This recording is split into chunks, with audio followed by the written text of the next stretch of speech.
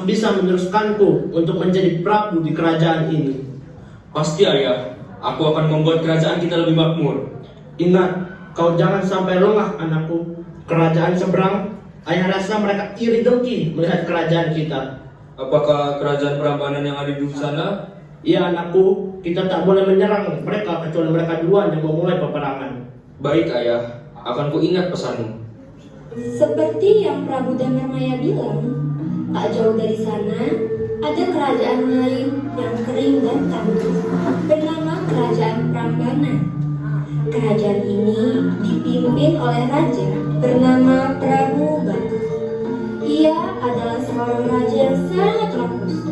Namun, ia mempunyai seorang putri yang sangat cantik bernama Roro Jonggrang. Aku sudah tak sabar akan melawan kerajaan Pegi. Mengapa kerajaannya bisa sangat subur, sedangkan kerajaanku sangat kering? Ayah akan berperang. Tenang saja putriku, aku pasti kembali dengan kemenangan. Tapi ayah, apa tidak sebaiknya kita memperbaiki kerajaan ini? Apa maksudmu putriku? Ayah akan mengambil hak milik untuk kerajaan kita. Aku takut ayah, aku takut sendiri di sini. Dayang, kemari. Maaf Prabu, ada apa? Temani putriku selama aku pergi di medan perang. Baiklah Prabu. Jaga dirimu baik-baik anakku. Baiklah, jika ayah akan tetap pergi. Tetapi ayah harus berjanji untuk selamat. Ya anakku, jaga kerajaan ini selama aku pergi. Baik ayah. Setelah berpamitan, Prabu Baka pun pergi ke medan perang untuk menjemput kemenangan yang ia harapkan.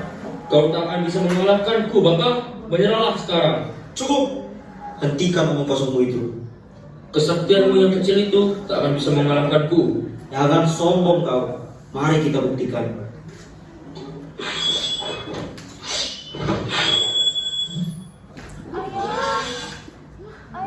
Saktianmu lebih rendah daripada diriku. Dan sekarang Prambanan sudah ada di tanganku. Di sisi lain, Roro Jonggrang yang sedang berdoa untuk keselamatan ayahnya, ia berharap ayahnya kembali walau dengan tangan kosong. Namun, tiba-tiba dayangnya menyampaikan berita buruk yang rasanya sangat tidak ingin ia dengar. Putri, saya membawa berita duka. Ada apa? Jangan bilang ini tentang ayahku. Ini mengenai Prabu Baka, Putri. Ada apa dengan ayahku? Katakan cepat. Prabu Baka tewas dalam peperangan, Putri. Tidak mungkin ayahnya tewas. Ia sudah berjanji kepadaku untuk kembali membawa kemenangan untuk kerajaan ini. Kita harus bersembunyi, Putri. Kerajaan Pengging pasti akan kemari. Tidak, aku akan tetap di sini karena keselamatan Prambanan ada di tanganku. Tapi Putri, keadaan raja sedang tidak aman untukmu. Kita akan tetap di sini. Akan kupertahankan Prambanan. Baiklah, Putri. Bandung Bondowoso yang sedang dalam perjalanannya menuju kerajaan Prambanan. Sesampainya ia di sana, ia merasa terpukau melihat bangunan kerajaan yang tampak besar dan megah, tetapi tanahnya sangat kering dan tandus. Sekarang Prambanan sudah takluk di bawah pimpinanku. Aku harus berkeliling kerajaan ini untuk mengetahui apa saja yang ada di dalamnya. Tak sengaja matanya menangkap pemandangan yang indah.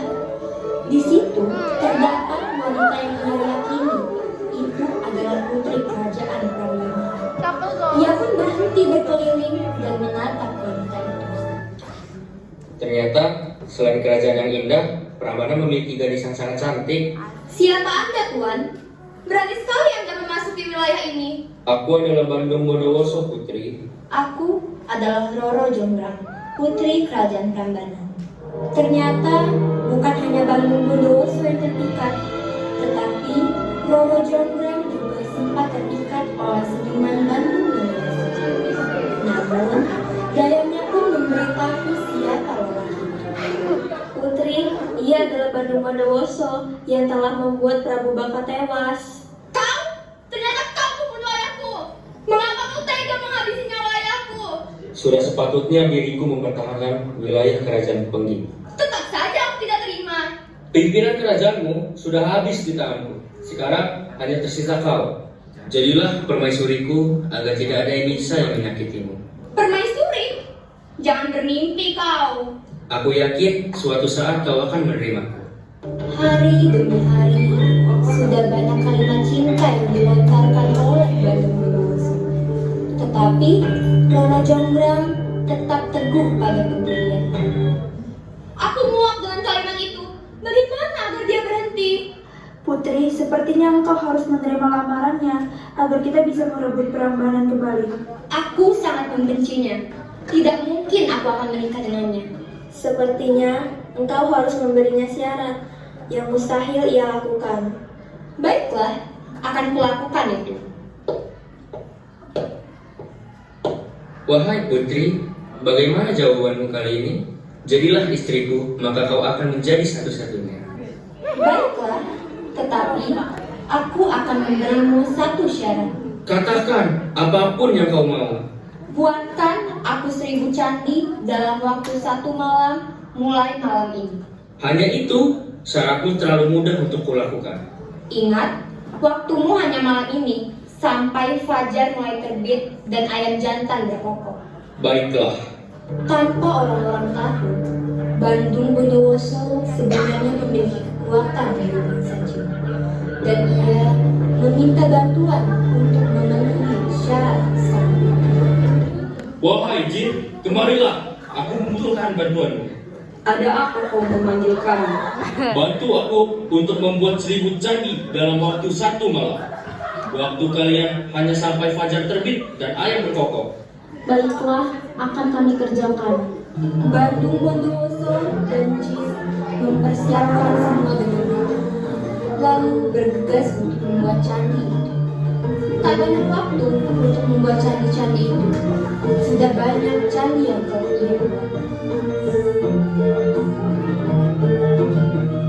Putri yang mendengar kabar bahwa candi yang dibangun oleh Bandung Bondowoso akan segera selesai, seketika merasa gelisah.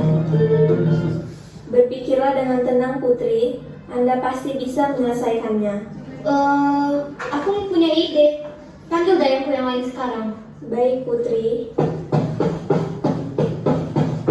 Kalian bakarlah jerami agar terlihat seperti fajar sudah terbit dan ayam akan mulai berkokok.